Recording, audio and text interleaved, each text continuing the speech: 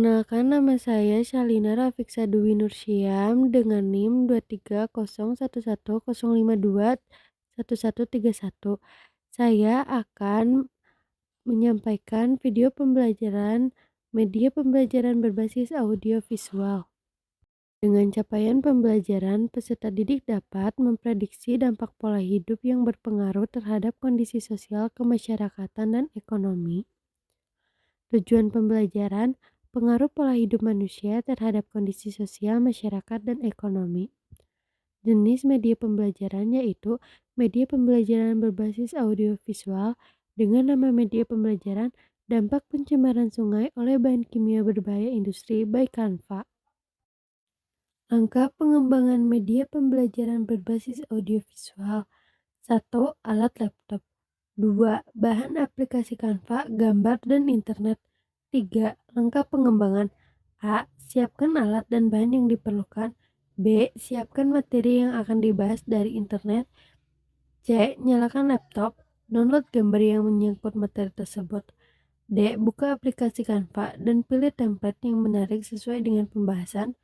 E. Kemudian masukkan materi dan gambar ke dalam template yang sudah dipilih. F. Ringkas materi agar mudah dipahami oleh siswa. G. Setelah mengaturnya, kemudian unduh. H. Materi pembelajaran berbasis audiovisual siap digunakan. Halo anak-anak, gimana nih kabarnya? Di sini Ibu akan menjelaskan materi tentang dampak pencemaran sungai oleh bahan kimia berbahaya industri. Simak slides berikutnya ya. Tahu gak sih, pencemaran sungai oleh bahan kimia berbahaya dari industri merupakan masalah lingkungan yang serius dan memiliki dampak yang luas.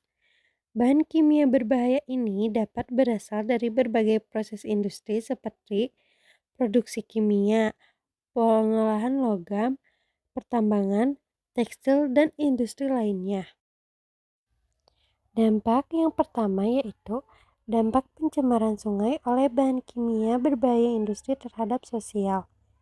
Pencemaran dapat memicu konflik antar warga, terutama jika ada kesenjangan dalam akses terhadap air bersih atau jika pencemaran menyebabkan pengungsian atau migrasi. Dampak yang kedua ada dampak pencemaran sungai oleh bahan kimia berbahaya industri terhadap masyarakat. Air yang tercemar dapat menyebabkan berbagai penyakit seperti diare, keracunan, dan gangguan kulit. Dalam jangka panjang, paparan bahan kimia berbahaya dapat menyebabkan penyakit kronis seperti kanker dan gangguan sistem saraf. Bahan kimia berbahaya dapat mencemari air sungai yang digunakan sebagai sumber air minum dan untuk kegiatan sehari-hari. Pencemaran mengurangi ketersediaan air bersih untuk kebutuhan sehari-hari seperti minum, memasak, dan mandi. Ini memaksa masyarakat mencari sumber air yang lain, mungkin lebih mahal atau lebih jauh. Dampak yang ketiga yaitu dampak pencemaran sungai oleh bahan kimia berbahaya industri terhadap ekonomi. Kalian tahu gak sih?